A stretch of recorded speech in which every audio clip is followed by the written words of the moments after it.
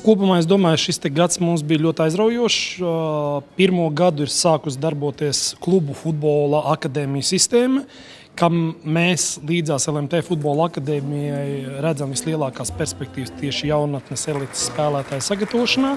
Es domāju, ka noteikti gan mums, gan tiem cilvēkiem, kas ir iesaistīti procesos, īpaši jau jaunatnes treneriem, tiešām ir ticība, ka reāli ar nopietnu plānveidīgu darbu un federācijas iesaisti atbalstu mums izdosies uzlabot šo jauno futbolistu sagatavošanas sistēmu, kam jārezultatējās tajā, kad arvien vairāk mūsu jaunie talanti tiks ievēroti Eiropas līgās, Eiropas klubos lielajos, kas noteikti arī pēc tam atpakaļ saitē atnāks atpakaļ uz mūsu nacionālo izlases. Skaidrs, ka mums ir jābūt ļoti pacietīgiem, mums ir jābūt ar ļoti lielām darba spējām, jo tas nav viena gada darbs, bet tas darbs tiešām šobrīd rit. Viņš rit pilniem apgriezieniem, un galvenais, ka būtiskākais, kas man priecē, kad mums arī, teiksim, futbola federācijas gan vadībā, gan arī šajā visā izpildvarā ir konkrēts mērķis, ir konkrēta pārliecība. Mēs visi esam gatavi kopā darboties un strādāt, lai mūsu nacionālā izlase sasniegtu vēlreiz to lielo notikumu, kāds ir bijis 2004. gadā. Mēs tam ticam, un pats galvenais, ka mēs esam gatavi strādāt, lai šo mērķi realizētu. Un man ir liels prieks, ka šodien šajā pasākumā mēs arī pasakam paldies tiem cilvēkiem, kas ikdienā ļoti daudz pūles, ļoti daudz enerģijas, ļoti daudz sevi sadod futbolam un iet uz to mērķi, lai mūsu Latvijas futbols kļūtu spēcīgāks. Viņi spēj spēlēt līdzīgi ar vadošajām Eiropas top līgu jauno maiņu komandām, ja, kā teiksim, Milāna, vai Tottenham, vai Schalke, vai Hamburga. Tā kā mēs sākam sev pierādīt stipri spilgtāk, un tas, protams, ir liels paldies visam klubu darbam, kas darbojās visā Latvijā.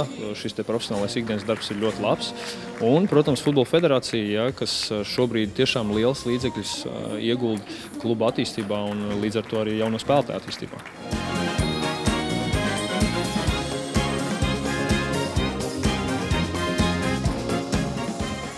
Spēlētāji tehniskais, taktiskais un fiziskais līmenis, visā saka līmenis noteikti cēlies. Un patīkami tas, ka viņš ceļās katru gadu, kaut arī nedaudz, bet tiešām ceļās.